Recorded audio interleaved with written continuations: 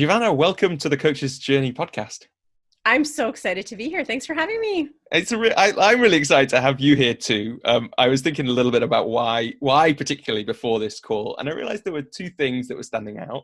One is that I still use some things that I learned from you when I'm enrolling clients, and we first met probably like three and a bit years ago or something like that, I think. Yeah, maybe more. Yeah. Maybe more. Yeah, could be more. So I'd love that that's still there. And I was recently, and I put out an episode of the podcast earlier this year. I'm pretty sure I name checked you at the point when I was talking about, oh no, I did, because it was me editing together some videos that I'd made a while ago and just putting together with some extra bits and pieces. And it's great to have you here for that reason. And I know you have lots of thoughts on all kinds of things that will be really useful to people. So that's one. And then the other one that just stood out, which is not something I necessarily talk about that much, but when I was looking through your website, and I know your work is changing in all kinds of interesting ways at the moment, but when I was looking at your website, I think I sent you a message that I saw. I was listening to an episode of your podcast, or the one that's resting now, or whatever it is, with the Hendrixes. It's in reruns. Yes, exactly.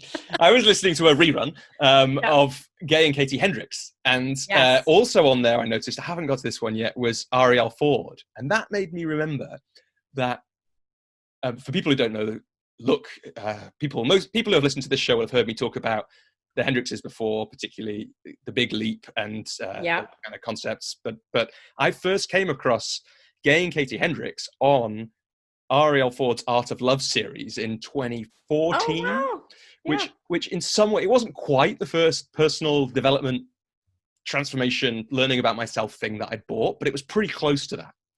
And they were guests on it. And at that point, I was just like, whoa, what an amazing set of wisdom there is out there from people like them. And it was just really nice to be looking through your website and your work and getting reconnected to that stuff, because really that's how I came to this world of coaching and people looking to support themselves and change themselves in all those ways. So it's really nice to just get connected to that a bit through you. So thank you for that. Yeah, that's really cool. I mean, one, because as a teacher, I love when people say, something you taught me still sticks with me to this day, because I'm the same as a student. I have things that, teachers have taught me that they really stay with me. And it's just, I think that honors the teacher. So thank you. I was tickled pink to have them on the show. I think I got choked up at one point. I was going to start crying because, and if you watch the video of that on YouTube, you can see that a little bit, because I was just so tickled. I followed Gay Hendricks for the longest time, from the Big Leap, and then started following both of their works. When I lived in Santa Barbara, I actually met a really close friend of theirs that worked under them. So then started following all their relationship stuff, and I was tickled. So I'm glad you enjoyed that. Yeah, it's super cool. And I love you meant I didn't see it on the video. I had it on Spotify or something, but there's a really nice bit where you just say, like, I'm so fangirly right now. It must have been really fun to have them. I was totally fangirling out. Yeah. So Giovanna, I want to rewind your story a bit to start us off. Sure. Now, I know that the way that I know from your story, from knowing you, from the content that you put out there, that there's loads of places we could start. Well, with anyone really, there's loads of places that you could start a story from. And we'll bounce from here to loads of places, but for this podcast, how did you come to the world of coaching specifically? And do you remember when you first came across it as a thing, and where you were and what impact that had and what you were up to at that time? Well, I'm embarrassed to say that my first foray into, I didn't know it was called coaching at the time, but was like, the late 80s, Tony Robbins infomercials. I'm completely dating myself right now, but that was the first thing. And I remember looking at him and looking that he was a teacher and he was charismatic and that he was actually helping people change their lives. And I remember thinking wow, I'd love to do something like that. And then of course, self-talk was like, you're however old I was back then, 1920, you there's no way you can, do that. Actually, I wasn't 1920. I was younger. I'm really dating myself. But I remember looking at that and saying, wow, right? Like, that's amazing. And then in my head going, you're too young. No one cares what you have to say right now. Fast forward years later, I had an alternative medicine practice because I've always been interested in the healing arts, and I've always been interested in, more than interested, actually. I've had an obsession about why we get sick and what helps us heal and all of that, and really in a natural way. And so I had an alternative medicine practice for 8 years, and I literally hit the wall, and, people would call it burnout. I later realized there's a term called caregivers fatigue, which is definitely what I had. I had helped take care of my dying mother for 3 years. At about a year after that, sort of hit the wall and really looked at, I ended a relationship I was in at the time. A year after that said, I can't practice anymore. Like, I can't, I didn't even want to talk about vitamin C anymore. Like, I got to the point where I was like, if somebody asked me one more thing about something healthy, I'm going to scream. Like, it was that intense. So I actually took a sabbatical. I said, for the first time in my life, I deigned to step away from work and responsibility and said, I am going to take a year off. And I decided that on an extended trip to Mexico. I was meant to be there for 4 weeks. I ended up staying for 8 weeks and decided I was going to come back and live there. And so on this sabbatical, I met someone, and I started telling her, I don't want to be tied down by the brick and mortar. Like, I'm so stressed out about all this stuff. And she was an internet person, I'm going to say, because back then in 2012, my website was basically a glorified business card. I had no idea about internet marketing. I had no clue, nothing. So I met her, and she was a web designer, and we talked, and she said, she goes, besides prescribing and, the physical stuff you did, because I had a technique I used to use, she said, how do you talk to people? And so I was explaining to her what I do, and there's often a very detailed 2-hour case taking. I'm a homeopath trained. And so I was telling her about the psychology and all that stuff involved and how I help people. She said, she goes, you're a coach. And I said, a coach? And I said, like Tony Robbins coach? And she's like, that's kind of what it sounds like. And I was like, huh, okay. Oh, let me look into that. So I was bored in Mexico I'm an Enneagram 7, if your audience or anything about Enneagrams. So we're go-go-goers. We're the enthusiasts. We need the next thing to look forward to. So after about 4 or 5 months baking in the sun, I was like, I'm dying here. I need to do something. So I found a course online that resonated with me in terms of the fact that it was going to teach me online business skills, the fact that it was going to teach me how to grow practice, the fact that there was coach training involved, and that I would be eligible to get ICF certification, because I'm all about I used to be all about those certificates and stuff. And it was very spiritually minded. The person running it kind of spoke my language a little bit. Who was the person, or what was the course? I'd rather actually not say, because I'm going to say something unflattering in a minute about that. Okay. So I'm not going to say who it was. Love it. But I found this course, and it was a year-long program, and it appealed to me, and I signed up. And to not take anything away from her or her company, I learned a great deal. We had to videotape, 100 hours of coaching. We got critiqued on that. I learned how to really open people up. I learned how to deep listen.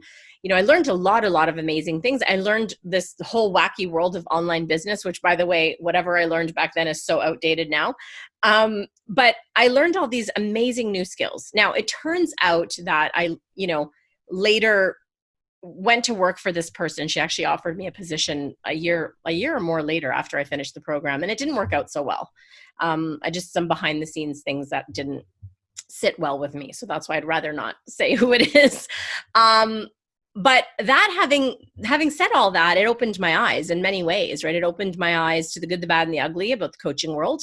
It opened my eyes to people we look up as leaders and who they really are behind the scenes, how they manage themselves and their businesses, and what are we actually buying when we're buying something online, right? Who are we buying? What's in there? So it opened my eyes to amazing new things, but that's actually how I got into coaching. And for me at the time, it was a great way to stay mobile, because I wanted to have this slowmatic existence, right? Like I'm not nomadic. I actually don't enjoy, every 2 months moving, but I wanted to stay living in Mexico at the time. And this was going to allow me to do that because I could do it on this wacky thing called the interwebs. So that's how I got into it. And then it just progressed from there. And I kind of flailed around for a few years trying to figure out the business of it. I was very much sold something that a lot of new coaches are sold, which is high ticket, high price clients. You can only have, like, if you could have 5 clients a month and just live on the hog, right? With all this money.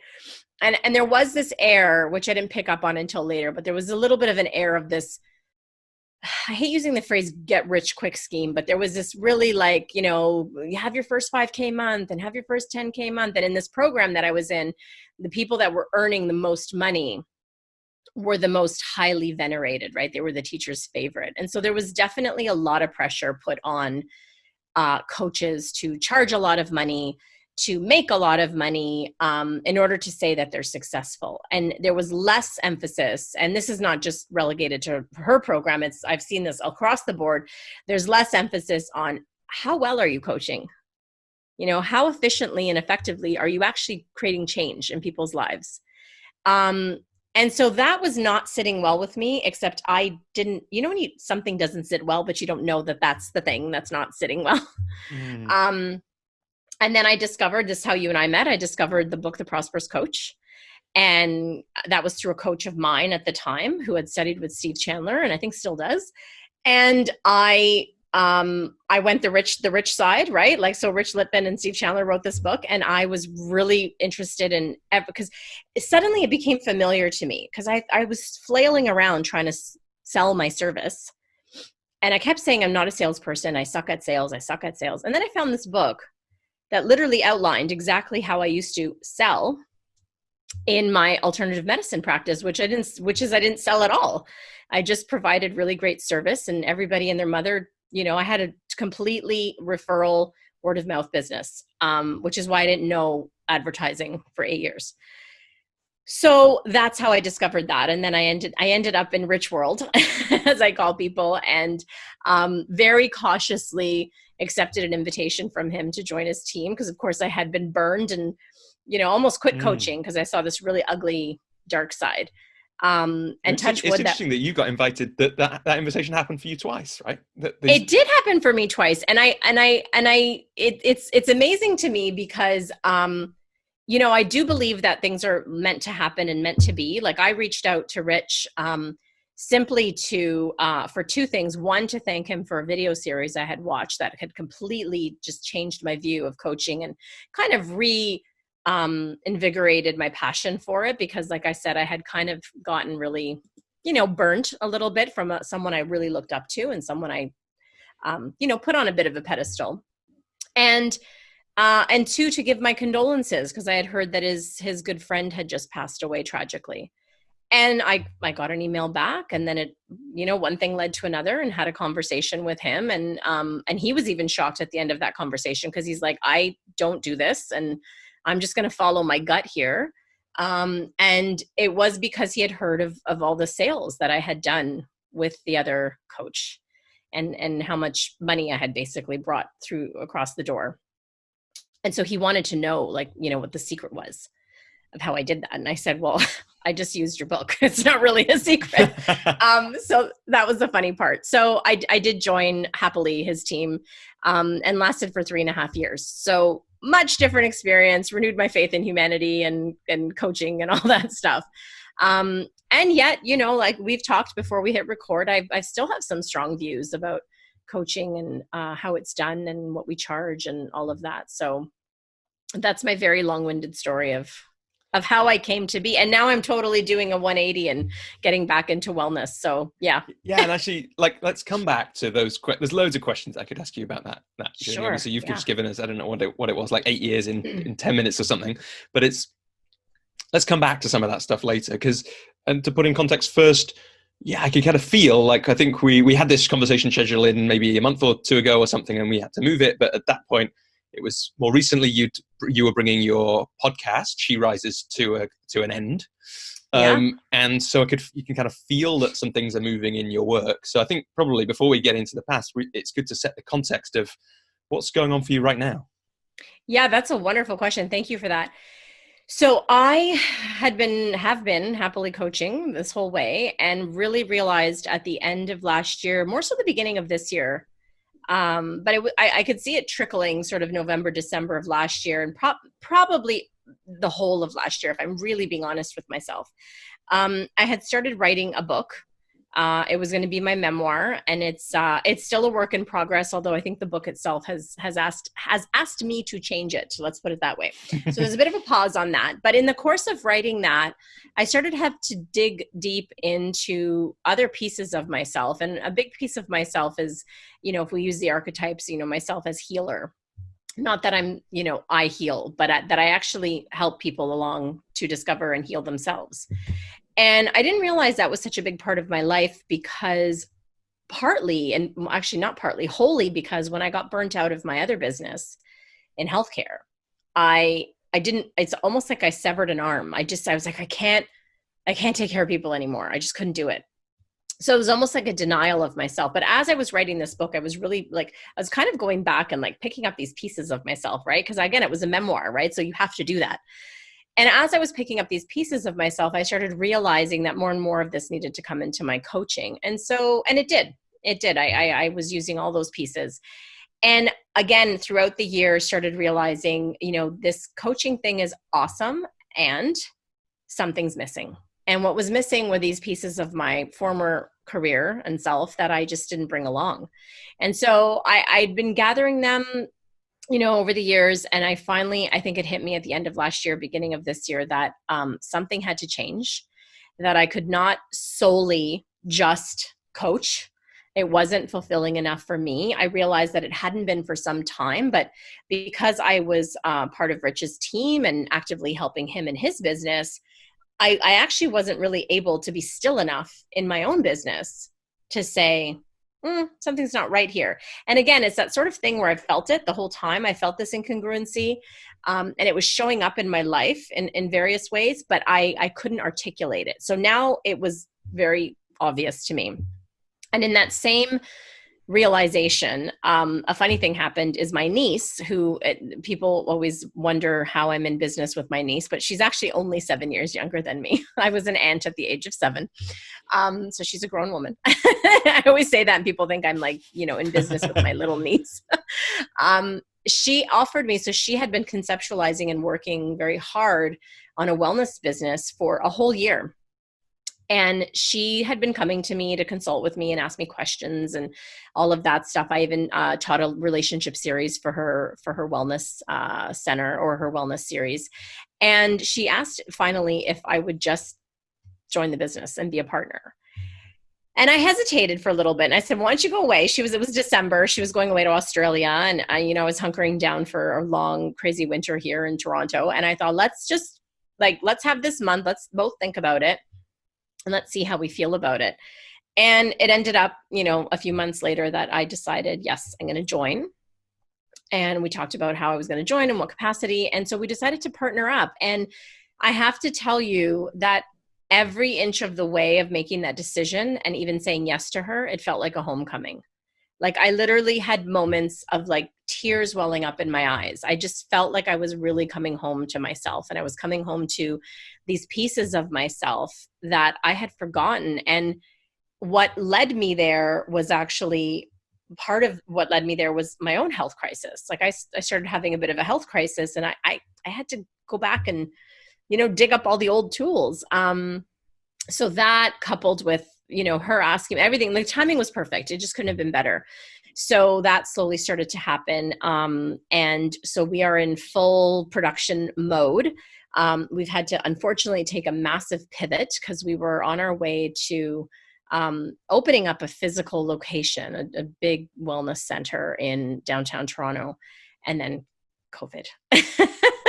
So we are pivoting to creating a virtual clinic space until the end of next year, where we can find a space to actually move into and make our home. So the company is called Blue Hive Health. And we are, patient-centered, focused on education. And what's beautiful about it is I get to bring in all of my skills. I'm still coaching. I get to bring in my skills as a healer. I get to, connect now with other practitioners and healers and bring them on board into our clinic as part of our clinical space. So it's a beautiful shift from being operator to owner.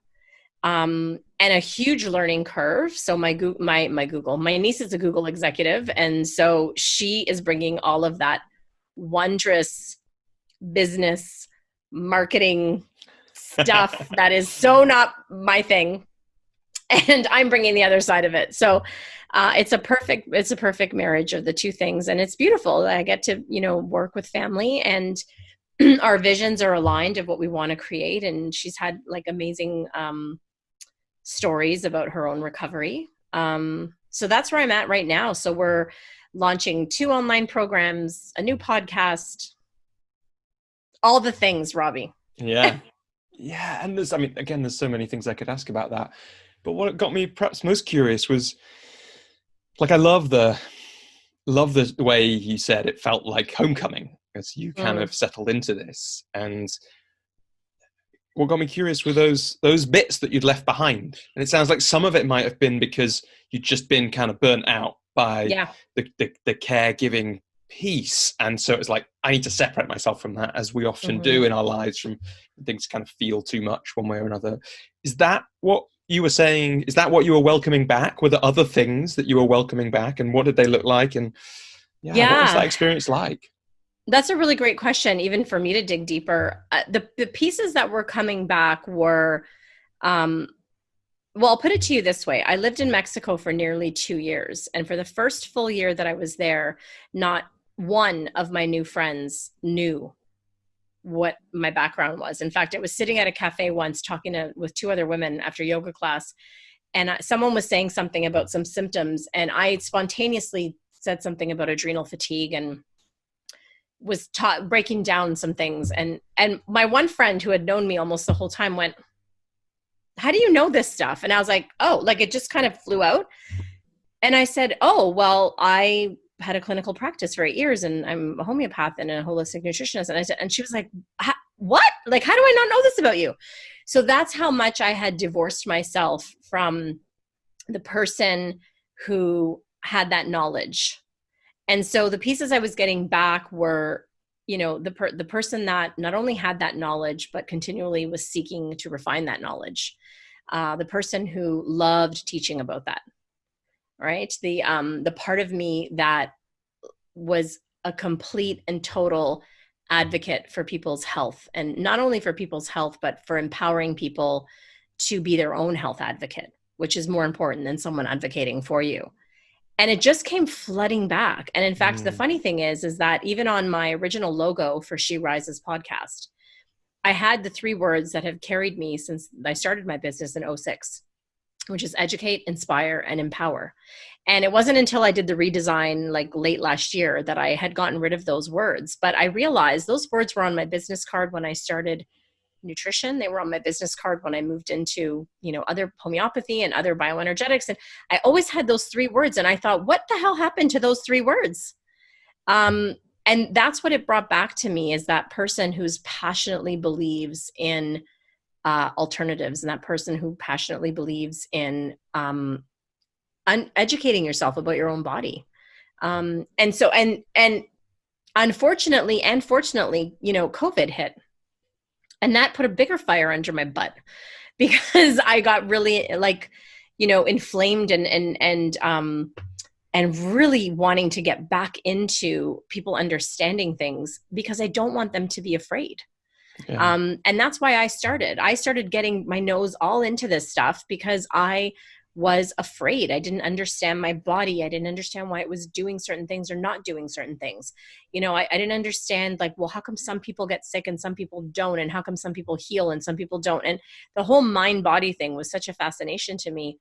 So coming home to those pieces was all of that, just bringing all of that back home, even because I went into my own health crisis with some chronic fatigue and almost a repeat of that burnout. I had to take a look at that. I had to take a look of where that was coming from. And that was like, oh my God, I forgot about this stuff. I forgot that there's this whole other world. So yeah, that's what the homecoming means to me. Yeah. And it's just something so, I don't know. It's almost like it's almost like I can pick up some of that feeling, and I'm sure people listening can. It's just that it kind of even brought in for me some of those times where I've just gone, that bit of me that I kind of just forgotten or pushed away. What if instead that's a part of this work that I'm doing now, or a part of what comes next? And there is some kind of real, I don't know, I can feel it in my chest a little bit. There is some real feeling for me to those moments when we can really take that. And I love that those three words, still they were true then. They've probably been true this whole time, even if they disappeared from the logo, briefly. Yeah. And they're really supporting what's coming next. It feels like, it's part of the same journey. Yeah, absolutely. And speaking with my niece about how she envisioned the business, she didn't exactly use all three of those words, but it's exactly what she was saying. So, everything was coming back to that, and everything was in alignment. And, I see a lot of coaches doing that. And it probably just doesn't happen in coaching. It's anyone that, pivots or goes into a different career. Like, we often think like, okay, well, I have to leave that behind. And, I get it. If you were a plumber and you became a coach, or you became an electrician, then maybe you do, some pieces get severed off. But for the most part, there's something beautiful in bringing all that forward and integrating it and bringing it in. And I always knew that was an option. I always knew that was a possibility, but every idea I had, well, maybe I'll be a wellness coach. I'm like, that didn't work. I didn't like that. Well, maybe I'll do this. And I was trying to fit all of that into the mold of coaching, as opposed to just like zooming out and actually looking at all of it and saying, well, there's a third option here that can be created. And what is that? And I didn't do that. First I was in the tunnel of like clinician and practitioner and what fits into that and what doesn't. And then I was in the, that tunnel of coaching and like what fits here and what doesn't.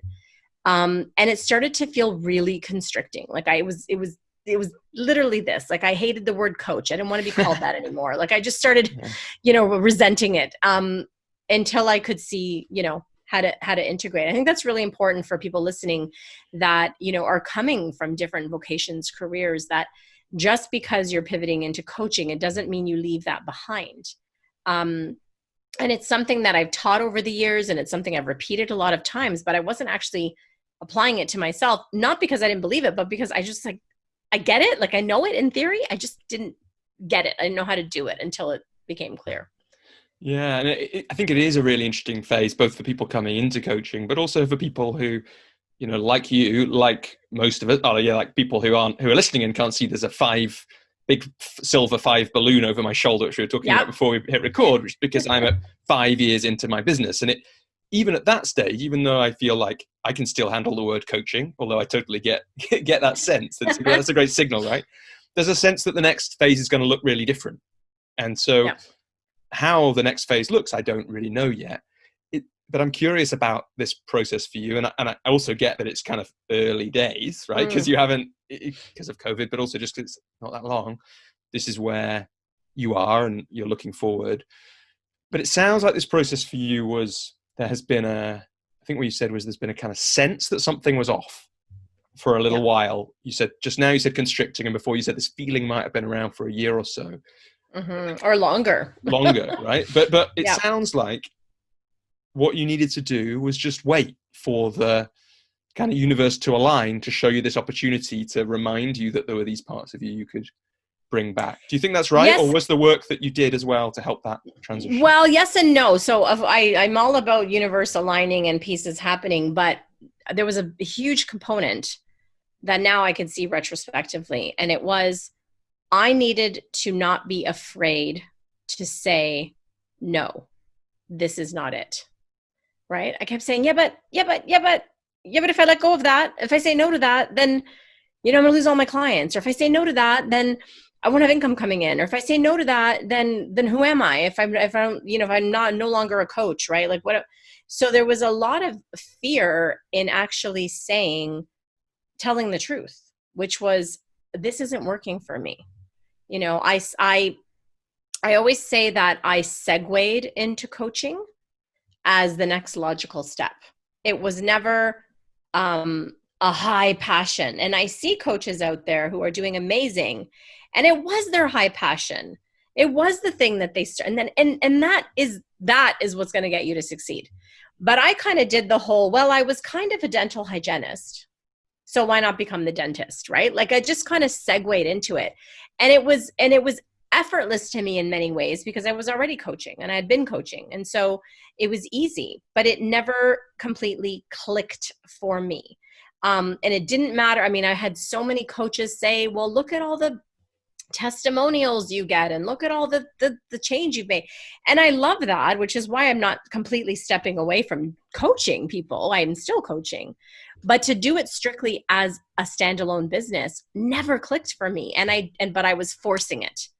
And it was the classic square peg in a round hole. And the fear of me saying, no, this isn't it, this isn't working, actually stopped me from being able to see the bigger picture of what would work for me and how I could use it, and maybe, the business opportunity came into play late last year, but who knows, I could have gone back into clinical practice and continued there's so many permutations of how it could have manifested. But the main thing was I was afraid to say this isn't working for me, because what we do, and I've coached my clients through this, which is amazing, is that we say, well, this is it now. And if I don't have this, then XYZ, XYZ fears come up. I'm going to say Z for the Americans, but I'm Canadian. I'm a Z girl. Nice. Good. Glad to hear it. Yeah. But so, and it's that fear of letting it go and not being able to see the bigger picture. And I've coached many other coaches who are just slamming their heads up against the wall. Why isn't this working? How come I can't make money? Nobody wants to buy my service. I've lowered the prices. I've raised the prices. And you have to take clues from the universe. When something's not working, you have to step back and say, why isn't this working? Maybe there's a piece of yourself that's missing, that you haven't included in there, like mine was. Maybe there is like a whisper that's coming to you that's saying, go this way, don't go that way, right? Maybe it's just not for you. And you need to be willing to say that. So to go back to your question, yes, there was pieces of the universe aligning and timing. And there was finally me saying, like, just dropping it and saying, I give up. This isn't it. It's part of it, but it's not it. And I'm going to give it up. And I had to be willing to do that. Now, thankfully, I had the Christmas holiday break and into parts of January where I said, I'm literally switching off. And I started experimenting and playing with, I'm letting go of my business as I know it. And that was terrifying because it's like, what? I just bought a condo. I got to pay the bills, right? So, but I had to do it. And it was terrifying, but it's the only way the next thing shows up. And I knew that, and I know that, and I teach that, but doing it yourself is a whole other ball of wax, as they say. And that was the main thing. I can now go back and say, oh, that was it. I was hanging on to the known for fear of the unknown. Right. And I guess in some ways the burnout moment helped you do that with that first business. But this one was like, yeah, I can feel the kind of the energy of that, of having to say no to it for now and let it go and not knowing exactly what's going to come next. And you mentioned before too, like how odd that another, big coach in the industry asked you to join their team. But if I look at that retrospectively, that was also the universe saying, like, this is a piece of what you're going to do, but it's not your business. It's not your whole thing. And so the whole time working with Rich, actually, even before I started working with Rich, I knew that something was off, right? That I was zigging and coaching was zagging, right? Like and I remember having many conversations with him about that. And it's, it's part of the reason why I enjoyed being on his team for so long, because I knew that it was part of it, but it wasn't it. So I think that was another way the universe was saying, here's a way that you can use some of your genius, and it's not going to totally fulfill you. And there's going to be a time when you have to step away and have a reckoning, which I did.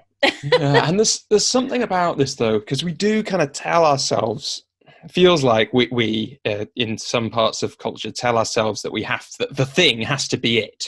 We have to be doing the thing, it, with right. For people who are listening, I'm doing air quotes around all that, speak marks, the whole time. And it's kind of, there's something really nice about the way you're saying, this is part of it, but it's not it. And I guess I wonder, either for people who are listening who are suddenly like, oh, that's what's happening for me right now, or if you were to go back and be able to give us, like, I imagine that like, how was it to be in that sense of this is a part of it, but it's not it, and then to move out of that, or to acknowledge that and realize that had been what's going on. It's really uncomfortable, and for people listening that are going through it, they can resonate with that, because it's really uncomfortable. It feels like you're trying to fit into a pair of jeans that you fit into when you were 18 that no longer fit, and it feels forced. And what happens is it shows up in various ways. It shows up in lack of fulfillment. It shows up in boredom. For a lot of people, it shows up in their bottom line, right? So I had a mentor years ago say to me, when the faucet, is dripping or runs out, then meaning the money stops coming in, that there's something off, right? You need to look at what's off. And so for many people, it manifests that way. For some people, it manifests as just a complete lack of interest, a restlessness. I mean, there's so many different ways that our body and our mind give us, and our life gives us clues to, hello, you need to take a detour here. And we're so hell bent on, well, no, I chose this, and this has to work. Like, this is the thing that has to work because I said it was going to work. And I did this with my book. It's like, well, no, I said I was writing this kind of book, so it has to be this kind of book. And then when I stepped back, my book was clearly saying to me, I'm not that book anymore. Like, you need to write a different book. Let's talk about the book. So tell me, like, where did it start? You said a memoir, and then and how did it tell you, no, I'm a different kind of book right now? It's the same clues, right? Lack of interest, no forward motion. Everything I was trying to get done with it, I was hitting a hurdle. Same thing was happening with my business. With my business, that happened really different. Like I hit a hurdle with my book, and that production kind of stopped. Then I hit a hurdle with like an assistant that had been helping me. She just disappeared off the face of the earth. And so things got dropped, right? Podcasts, mailing, all kinds of things. I had a coach that I just had a falling out with, kept dropping the ball. And I was just like, I can't do this anymore. My web designer just completely messed up my website, like just totally butchered it. It looks pretty, but it's just word vomit. It's an awful website, messed up my SEO. So I had all these things happening all of last year, like one after the other. And I was, no, it has to be like this has to be the thing. The universe was showing me like, hello, something's up here. And so with the book, it was the same thing. And I think for me, the book was a memoir. It's about my relationships. I've predominantly been a relationship coach, although labeled myself quite differently over the years, but that's what I've taught on and coached on. So the book was going to be on relationships, and I gave a speech. I entered a speaking competition 2 years in a row, and in September of last year, sort of came out of the closet, as it were, in a big abusive relationship that I was in. And after I stood up in front of hundreds of people, and who knows how many on YouTube, and actually confessed that this had happened to me, and I had held so much shame over the fact that I would have let myself be in an abusive relationship. Once I said that story, I just was like, I'm complete. Mm-hmm. I didn't feel the need to rehash it again in a book. I didn't feel the need to continue digging into my past. And I joke that it was a 70,000 word journaling exercise that helped me heal a lot of my relationship stuff and helped me, move into a new phase and a new relationship. And so there's so many beautiful things that came out of it, but I literally hit the point of, I'm done. I'm complete. So the stories are still there, and they're still relevant in helping women in particular men too, but in particular women, who are, love addicted and suffering, relationship trauma and stress. But it's going to look like a different book. It's going to look more like a book about trauma and all of that.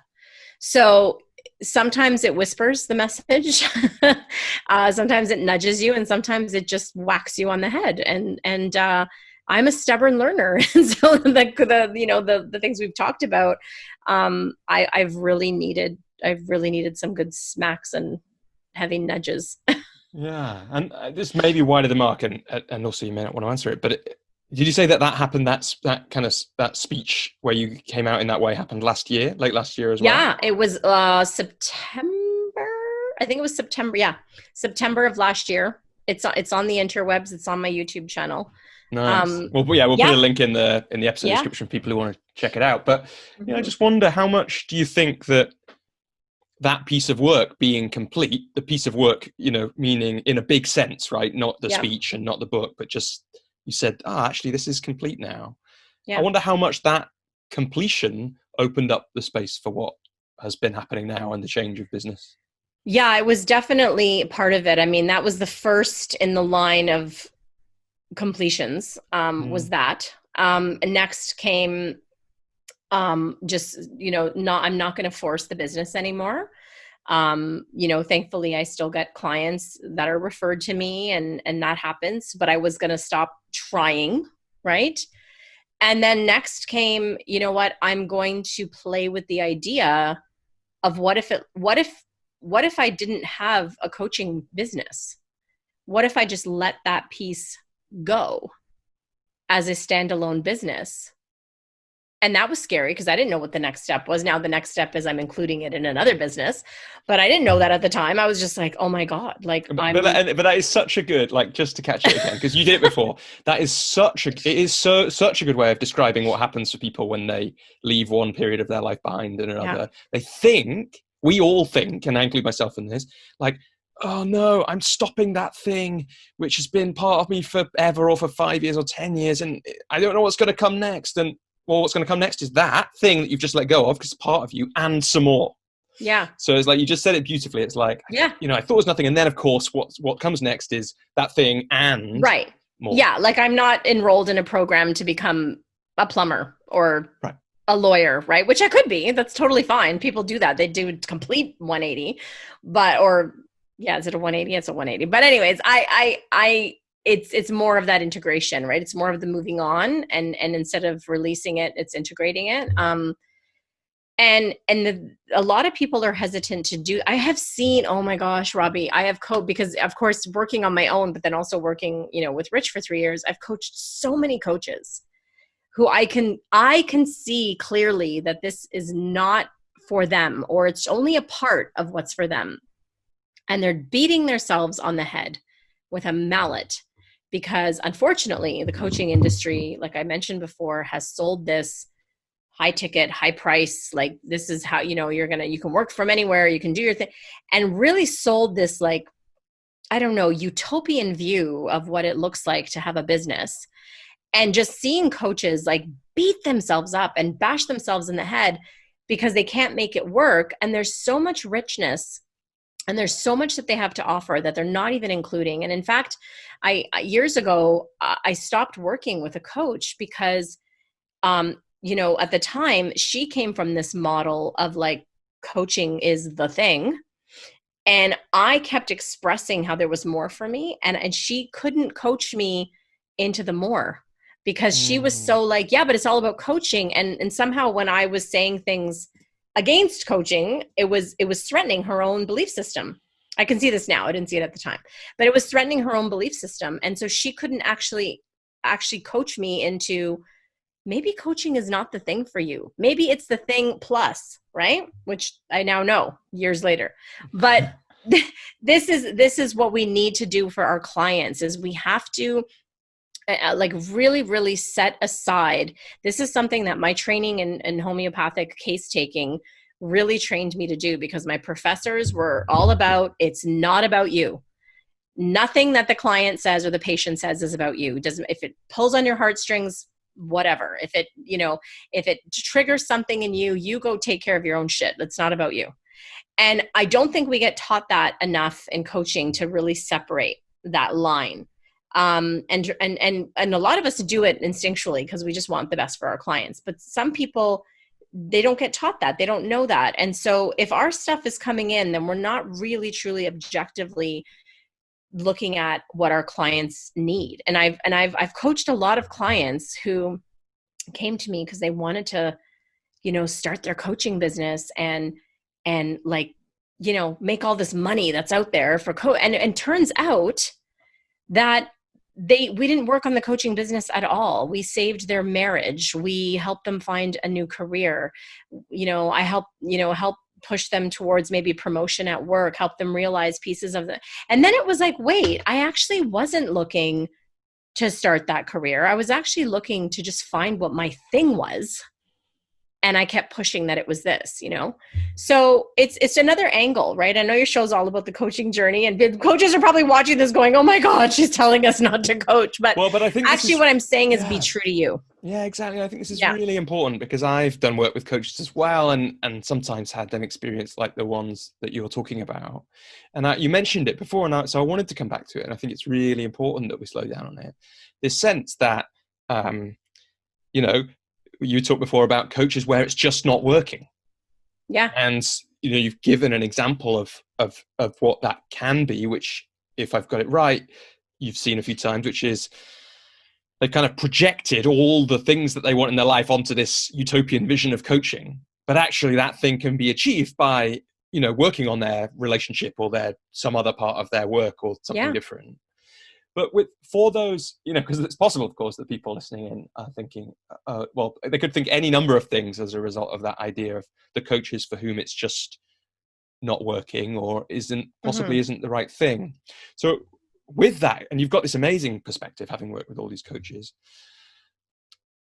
how would you support now, or how would you suggest someone does some work if their coaching business isn't working, to find out whether it's that they're doing something like speech marks wrong, or there's a place they can upskill in order to help it work, or if it's actually just the wrong thing for them?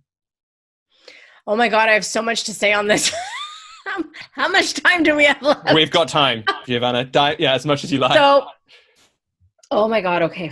Where do I start? Okay. First of all, you need to create safety.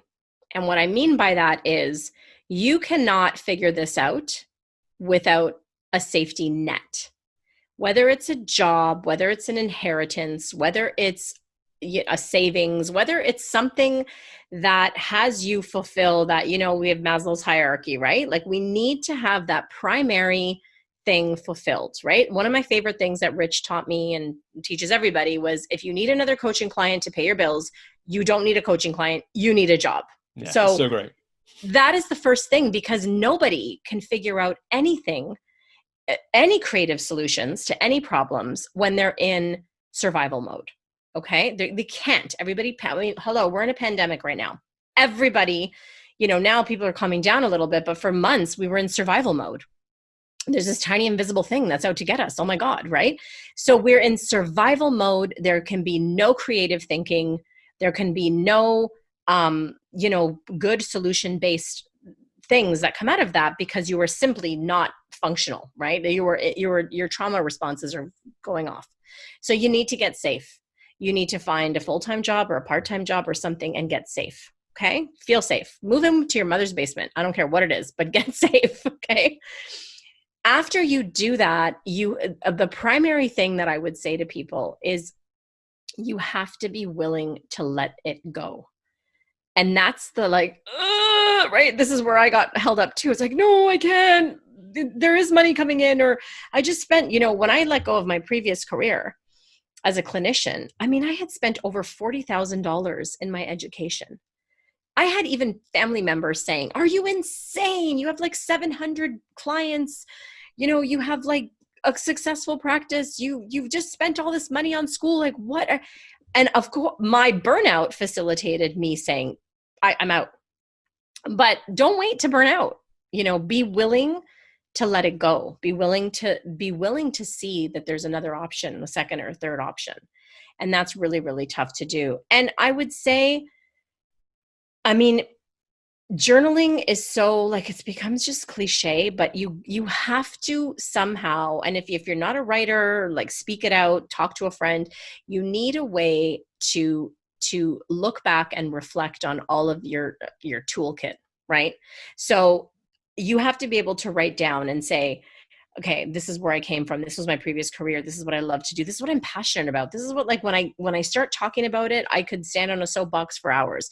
You have to get all of that out, and you almost have to show it to someone who's objective, that can reflect back some things to you. Like, I thankfully have wonderful supportive friends around me who reflect back a lot of things. And one of the things actually I had a friend reflect back is this ability to like reinvent and transform. And I thought, oh, I never looked at it at that, right? Because I'm too busy going, oh, I failed at that. I'm going to start something new. And it's no, there's a different perspective, right? It's like, this is the new thing because that wasn't working for you.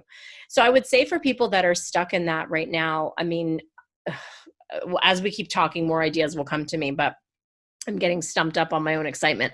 But that's where you have to start, is you need to get safe, and you need to be willing to let it go and see if there's another option for you, and not, it's the equivalent of being in a boat with a slow leak and you being determined to get to the other side of the shore.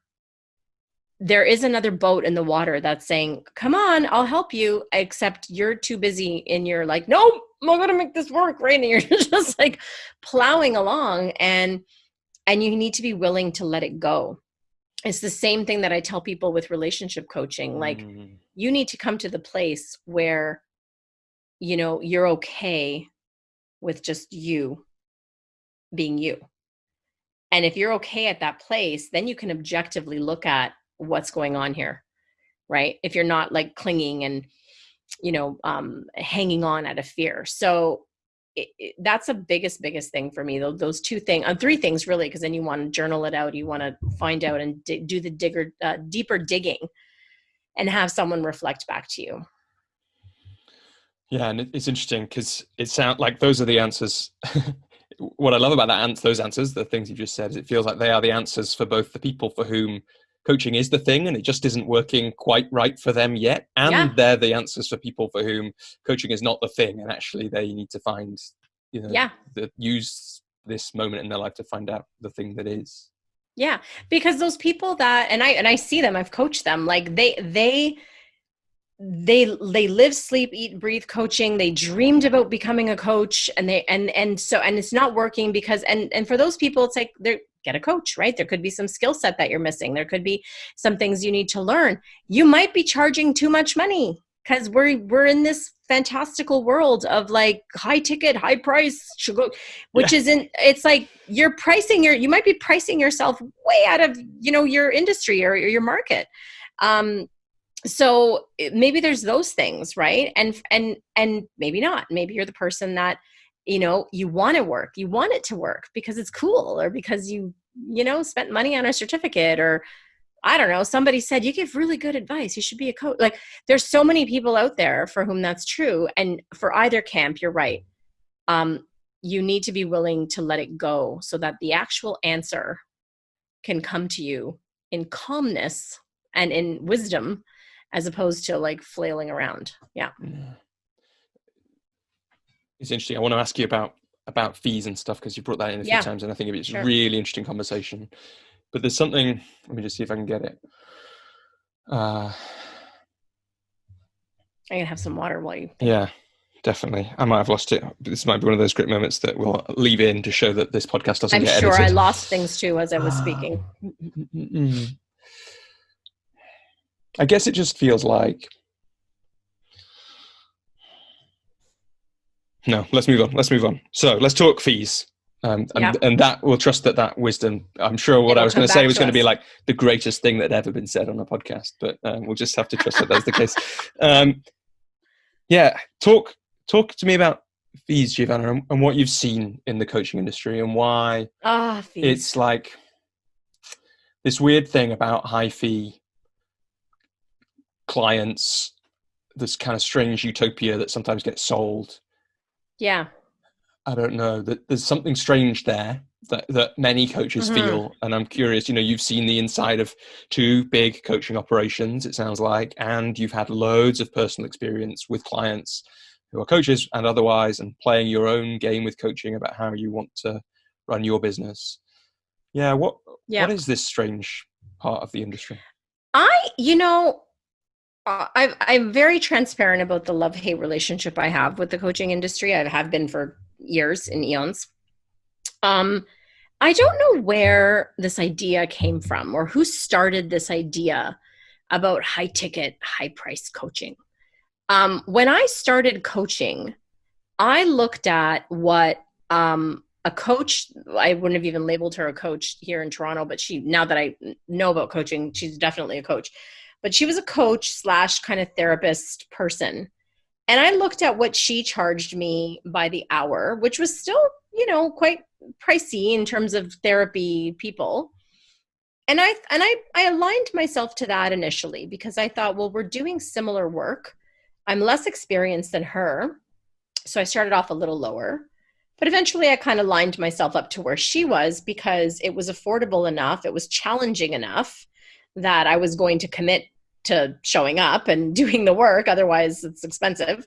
And it was comfortable enough. And now looking back, it was affordable enough to the types of clients that I wanted to attract. Again, not pricing myself out at $50. I think at the time I was doing like, it was like $250 an hour is when I first started coaching is how I measured it out.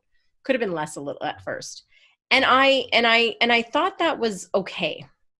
I came from a world where I was charging way less per visit than that. And so that was a bump up for me and was still comfortable and challenging enough to say, and I still think challenged my clients.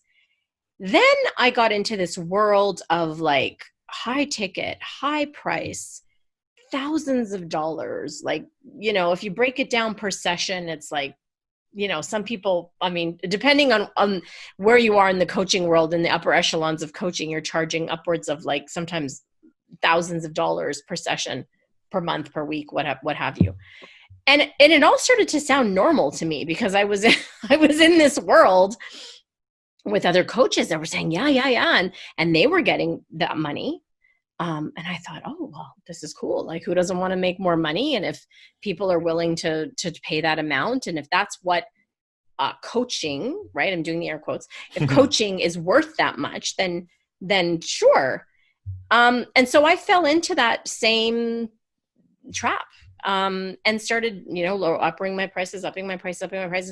And it's this whole pressure that gets put onto coaches. And again, I don't know who it started from and who started it, but it's this pressure and this almost like underlying, this is a really great way for you to like make good money helping people. And it's all about the money, all about the money, all about the money. And I just want to puke. I'm just going to be like really blunt about it. I want to puke because I'm losing my pillow here. I want to throw up with that because here's what gets lost along the way. You start getting not only competitive with yourself, but with the business and with other coaches. And you start measuring the bar of how successful you are as a coach based on how much money you make. And I have observed many, many talented coaches who are really, really good at what they do, who are really caring and really altruistic. And they just can't sell at that level, right? Or their clientele just cannot afford that level. And they have labeled themselves failures. Their business isn't going as well. Like, it's all this mind fuckery, if I can say that. You can. And really, they're going further and further away from the thing that they love to do, which is they love to coach people and they love to help them transform. Now, there are those coaches out there who are amazing and who are still doing this successfully and charging more money, and that's fine. Maybe they have a clientele that could afford that. But when I got out of the coaching bubble and started talking to like real world people, including a lot of like, I've coached surgeons and lawyers and executives and people at, Google or Amazon. I've coached people that are in. When I got out of the coaching bubble, I started really talking to these people, not as potential clients or clients, but just as people, at barbecues, at events. Their perception about what the coaching industry charges and does was really eye-opening to me, because they think, a lot of them, we're all nuts. I mean, unless you're an athlete or you're an executive at like Facebook or Google and you're in the, the average Joe that we could really help as coaches, that we could really help transform their lives, we've completely priced ourselves out of helping them. And we're flailing around with this business that's not making money when we could actually be doing the thing that we love to do, which is coach, right? So I have a huge belief about pricing. I think if, you need to price yourself based on your clientele, right? Like if you are, like I have a friend who coaches people like in high levels of executiveship, and, they might not take her seriously if she's bargain basement coaching prices, right? So there is a perception of value there. And I get that, and that's okay. I have no judgment on that. But then there just the average Joe coach, right? Who wants to just really help people, who just loves having these conversations, right? Like this idea of having I still love it. I get tickled at having a powerful conversation with someone and their whole life changes. It's like, whoa, right? It still lights me up. And if I'm not able to do that thing that lights me up because I've priced myself out of my market, guess what? I'm going to really start hating my life. I'm going to really start hating coaching. I'm going to start hating the business of it. So my philosophy on pricing is find out who you really want to coach and ask yourself why. Like if you just got your coaching certificate and you don't come from a corporate background, and maybe you came from a background like mine, and you just really want to get those corporate clients. Well, ask yourself why. Is it because somebody in the coaching world said that would be cool, right? Or is it because they actually are your clientele? Like you really need to be honest with yourself and price yourself accordingly and not out of your market. And if you're not getting clients at the price and creating clients at the price that you set for yourself, and the type of clientele that you're getting, like it doesn't match, you need to sit back. There's been many times in my coaching career that I've dropped my prices. There's been many times I creatively create packages for people because I know that what the work we do together is going to transform their life or their relationship, and they just can't afford this like price that someone told me I should charge, right? And that's okay. And that's not a failure. So, I mean, I have so much to say around pricing, and I'm sure there'll be coaches that come on that completely say something opposite to me, but I have a real beef about what we're sold as coaches and how we measure our success. And it's all about the dollar bills. And it's great to make great money, but it's also great when you make that great money because you're getting to do what you love to do and creating impact. Yeah. Right? If you only get to do what you love to do like once or twice a year because people can't afford you, then like you're not really doing the thing that you want to do, right? So, yeah, I could go on. it's great, and there's so much in there, isn't there, in different ways. But it does feel like that story. It's interesting. What I feel like is the story that we should, or great coaches do, charge X thousand pounds or dollars or whatever, these high fee amounts. It both really captures people. Yeah. But it's a good sales technique. But it's like, it's also people, they get trapped in this weird thing. And I've seen this with a bunch of different coaches and probably been in it myself, between, I really want that. And it's not really want that, right? It's like, I should want that, or I should be able to do that. And I really don't like it. They've got, got the same feeling that you have. And what I hear you saying is choose a different way to measure your success in this work. Because money is one, it's a way of getting paid for things. It's a measure of value, but it's certainly not the only one. It's not. And I mean, I love Steve Chandler's philosophy on this because he always teaches, or at least he did, I'm sure he still does, is like start at a price that feels good for you, that feels comfortable, that gets like people in the door. And when you get totally busy and you're busting at the seams, then raise your price a little bit because it's kind of supply and demand and you just can't burn yourself out, right? But I see too many new coaches just pricing themselves way out of the ballpark, right? Just right off the hop. They don't have enough experience. They're still intimidated to say those numbers, but somehow, we've sold them this bill of goods in the coaching industry that's what successful coaching is. And that's, that's the way to start. And it's just not the case. And there's a lot of, I don't know if I can say this. This is also very controversial, but Please I'm just going to say it because you said I could say whatever I wanted. Absolutely. Okay, I'm just going to say it. There is an incestuous quality to the coaching business. And it's a very charged word. And I don't say it. I say it very cautiously and I don't use it lightly because there are actual victims out there that have suffered that. But I say that as it pertains to the coaching industry because there's a lot of coaches that make money, rightfully or wrongfully so, off of coaching other coaches on how to have a business.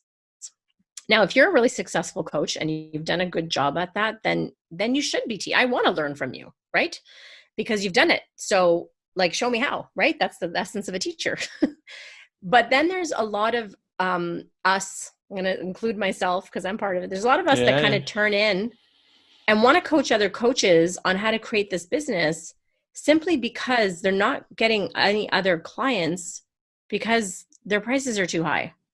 And they're like, well, okay, but coaches understand the pricing, so they're willing to pay for it. Now, I have been on that side of things where I've paid a lot of money to a coach to teach me how to create my own coaching business, money that I way couldn't afford, but I did it anyway to push myself. Because again, that's another thing we get sold on the other end as clients, right? It's like, well, if you push yourself to pay more money, then you're more invested and you're more committed. And there's some truth to that, but there's also a little bit of taking advantage there. But I did that and I didn't necessarily see all the results, right? And I see that a lot with coaches that are not doing well coaching whatever they want to coach that end up coaching other coaches.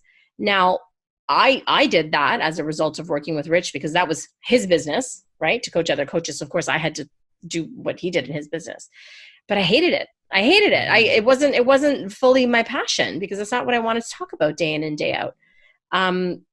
So there is this incestuous quality where we're feeding off of each other in a way just to stay afloat. And again, it's all about the money. And there's nothing wrong with that. I don't want people listening thinking I hate money or I have issues, in that sense. Make all the money, be a millionaire, go nuts. And for those of us who are, like you said earlier, there's something, it's just, it's not clicking, it's not jiving. We really, really have to sit back and be honest with ourselves, right? I've seen so many coaches out there who are coaching other coaches to have their first 5K month because they just had a 5K month.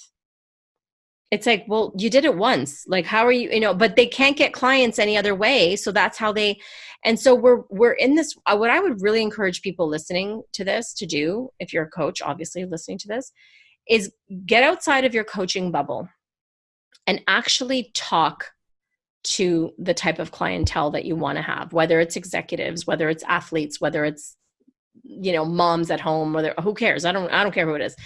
Go and talk to them and ask them what they'd be willing to pay for coaching. Say your prices to them and see how they react. And it's not about getting, what is it? Handling the objection and all that bullshit. Get a reality check. When I talked to a couple of, so I mentioned my niece is in Google. I sat down with her one day and I had a really honest conversation with her. And I said, I want you to ask around the office. I want you to ask around people about executive coaching, right? We look at that as the upper echelon of coach. I want you to really ask them about that. I want you to go to your HR who kind of covers a lot of this cost for some of their employees.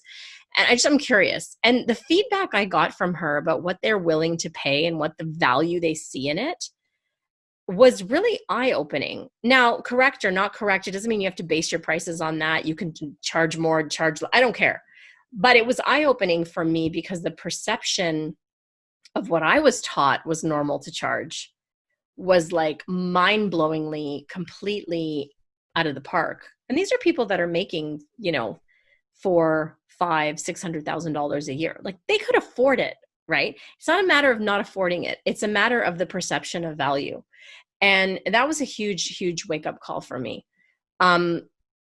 Yeah. So, and I mean, this brought up something else for me about how we sell coaching, which I would, if you want to go there next, I'm happy to go there. Let's go there. Yeah. So I'm assuming one of the things that I taught that you remember as part of my enrollment sandwich, that whole way to have the enrollment conversation, right? Yeah, which is not about handling the objection. Yeah. Do you want to just give a short outline of that? Yeah. It's a way to frame your conversation. It's not about handling the objection. It's about showing up in service. And it's a way to frame your enrollment conversation to really lead the person and support them through the enrollment process.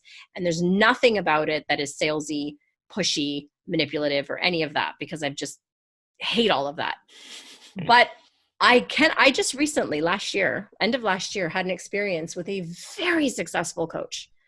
She's got books. She's got a TV thing coming out. And she literally, and I see this happening so much, completely tried to coach shame me. And I actually, my term for that is a bit more vulgar. It's coach fucking, but I'm going to say coach shaming. She pulled this whole, well, you're not willing to invest because that's you self-sabotaging. And, if you don't break this thing, it's never going to, it was this whole, it's gaslighting. Yeah. It is it's gaslighting. Icky, isn't it? It's disgusting. And I literally sat back and read her email. And I unfollowed her from her account. I want nothing else to do with her. I was so disgusted that, this is how you talk to people that you're supposedly out to go help.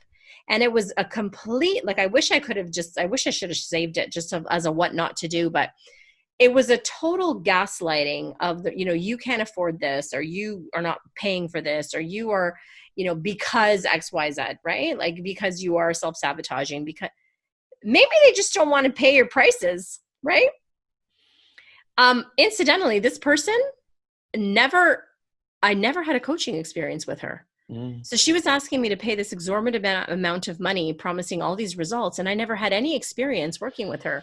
Didn't have a coaching conversation. So again, this gaslighting of clients and this way that we sell, which is disgusting. And this is why I got into teaching sales. It started to really grind on me. Yeah, and for people out there, I guess, I'm aware that I've had conversations that from the client side, as I've been learning how to do this whole thing, that felt really icky, right? I know that I've had those conversations, and they're how I've learned, right? So it's there's a sense that when you're starting out, sometimes you're going to get it wrong, and you're going to say something that you think sounds right. And an experience that a friend of mine had with her coach, I had a similar reaction to the one I just had when you told that story, which is wince. And it's oh no, yeah. I can never now. I knew the other coach a little bit. I can never recommend anyone to that coach now because of that thing. With the person in my friend's story, though, I could kind of give the benefit of the doubt because the coach was earlier in their journey, all that kind of thing. It may have just been them getting their money conversation really wrong.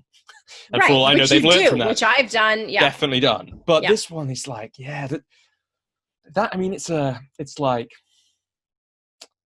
me, it feels like how to run a business. And this is one of the things I loved learning about from you, and things like that thing, the coach sandwich that you've just described, or that conversation, the way to structure those conversations is, how do you do this stuff with integrity the whole time?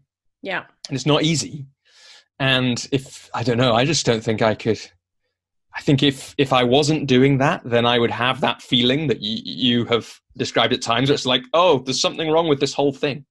Yeah. And the way that there isn't anything wrong with the whole thing is because you're trying to hold in that space where success isn't just the money. And the scary part of that whole story that I told is this is a highly successful coach in that she has a thriving business. She makes a lot of money every month. So I'm thinking, wow, I was on the receiving end of that and I didn't buy into it. I just felt gross about it. How many people do feel gross about it, are on the receiving end, but then think, oh, well, this is the only way I'm going to get help. Or believe it, right? And then internalize that story that they've got this problem with the way they think about money. And she's the holy grail that's going to fix me. And it's just, and, we've all made mistakes. I mean, before I discovered, enrollment conversations and that book, The Prosperous Coach, like I flailed too, but there is a way in which your internal, whatever you want to call it, your spidey senses, if it feels gross, don't say it. Backtrack, like have an awareness on yourself the whole time. And don't, it's all about creating a sense of service and value. And I always say the sale is a happy side effect of that. Like you don't have to do much if you've really created service and value and your prices are aligned to that person, then it's an easy sale, so to speak, because it's just a happy side effect. You can create a lot of value and a lot of service, and your prices, going back to that conversation, are not aligned with that person, and you don't have a sale. But when all elements are right, when you have your prices aligned, when you're showing up with value and being of service, magic can happen in a lot of different ways, whether it is that you enroll that client, whether it is that now you can help that client, to the next whatever phase of their life. I mean, a lot happens when you keep that in mind, but, she's very wealthy in that sense. And so it works. That's the scary part, is that it works because she's making a lot of money and it works. Yeah. Yeah. But I think, that other piece you just said about getting it in alignment, the sale being the happy side effect, this sense of creating service and value, like, I don't know, that's the place where the soul is really, and perhaps it's when coaches or the coaching industry loses sight of that. That's when things start to get a bit icky and I think the majority of people out there are really in it for their heart. Like you don't go into a healing profession of any kind trying to get rich quick. However, it's really appealing when there's a big ticket. Well, it would be lovely to get rich quick, right? And to have the little thing you could snap your fingers and have that thing, especially if you've had most of your life, where money has been something you've had to think about a lot. Yeah. Well, and another piece of this, Robbie, too, just to round off, is that you have to also really ask yourself whether or not you want to be a business person. I mean, I teach the college I graduated from. I'm on the faculty and I teach practice management there. And I help people graduating from the program set up their practice and, understand what to do and, corporation or sole proprietorship, all these different things, and how to actually sell their service and all of that. And you would be stunned to realize that I asked this question at the beginning of every semester. And I say, how many of you are excited about becoming a business person? And almost none of them raise their hand. And then it's like, hint, hint, if you're taking this program and you're spending all this money, if you're not going to get into business after this, then really, is this a hobby for you?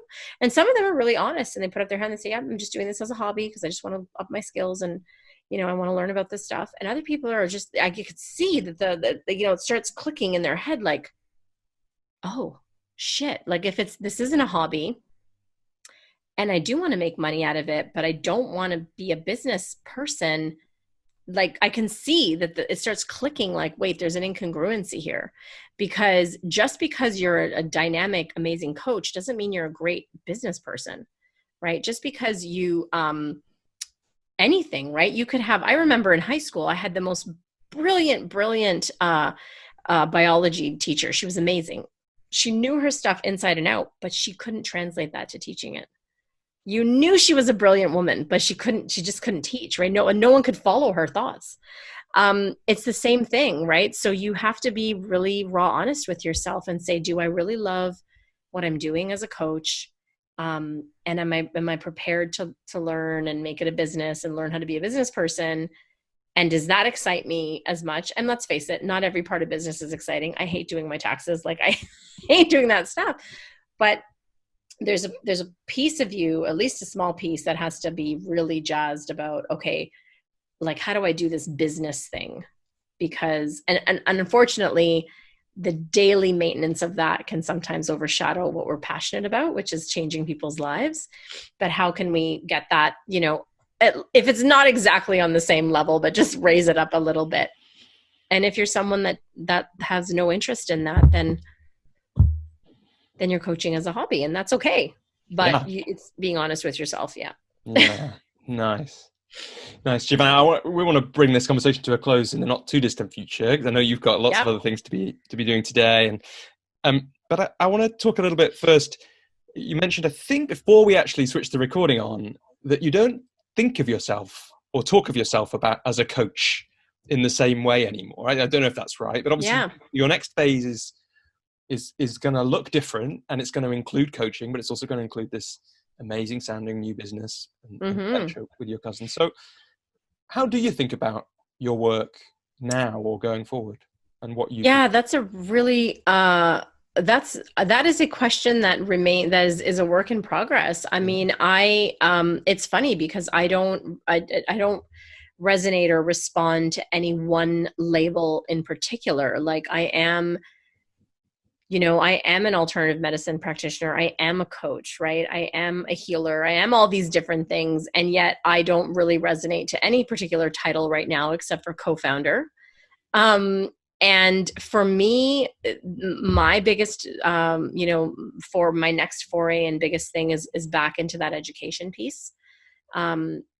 I want to provide a center and a space for people that can heal. For me, my next exploration is probably going to involve some more training. I'm endlessly fascinated with the root cause of anything. It's why I got into what I got into. And even the way I coach is about root causes. Like, I'm not interested in the stories. I'm not interested in, even like setting a goal. Like, I don't care. Like, what is the root cause of why things are not working? And I'm still there. So I'm my next thing is probably, my next title is probably still going to be student. So co-founder, student. Nice. Because I do want to learn more about trauma work and helping people through trauma. I'm really realizing that part of my frustration with coaching for myself was I wasn't getting to the root of things enough. And I'm very results oriented person. So I want to see better improved results. And I really realized that when you can address trauma, you can improve results tenfold. So that's my next title. So co-founder, student. And I have to say, I've been asked to rejoin a clinical practice actually just before the lockdown happened. Again, this is part of the breadcrumbs of the universe, because I had no intentions of doing this. I didn't even put it out. I didn't even actually put it out on social media that I was, doing this loop back around into wellness. Like I wrote a personal story about my own health and how I was using that knowledge. And I had this one person say, if you ever consider, practicing again, as a clinician, we want you back at the clinic. And I was like, what? Like, have you been inside my journal? Like, have you been reading my journals? It was very interesting. So, I mean, that might be a new foray. So really, things are really on a new horizon for me. I'm not in my home office because I've actually just moved in at the end of April with my honey, and that's a whole new life. So there's a lot of life transitions that are happening. But mainly right now it's co-founder, student, working on launching that virtual clinic space. And incidentally, our very first programs are going to be about mental health, and assisting with trauma and anxiety. Because I think that's the tertiary pandemic that's happening right now with the, medical, financial, and there's that. So yeah, that's me. That's me, ever evolving and changing. And I still have coaching clients that I coach. So I, still have that. We'll see what the next phase looks like. Yeah, but it's exciting. I love, the stories of, I just love it when there's something starting and emerging here, and it feels exciting. And yeah, it feels like it's the moment. It's a moment in history for physical spaces, I think, as well, like the one you're talking about creating. So I hope that happens when the I should have said that. We haven't really said this. We're recording in July 2020. So right, still in the middle of the pandemic. So whenever that stops, speech marks stops, we'll see how that actually happens. I hope that you do get back to the physical space. I think people are always going to be desperate for that, but particularly after this. And I really hope that I'm really glad that you're doing that work right now, because I think lots of people need it. And I'm glad that you're still doing coaching and still doing educating and all those things, because as this conversation shows, this, all the work that you've done up to this point means you've got a huge amount of wisdom and insight and ideas to share. So thanks for doing that on this call, and keep doing it. Yeah, thank you. Thank you very much for having me. I loved having this conversation. You asked me some really insightful questions that had me dig a little deeper. So I really appreciate that. Glad to hear it. Yeah. Thanks, Giovanna.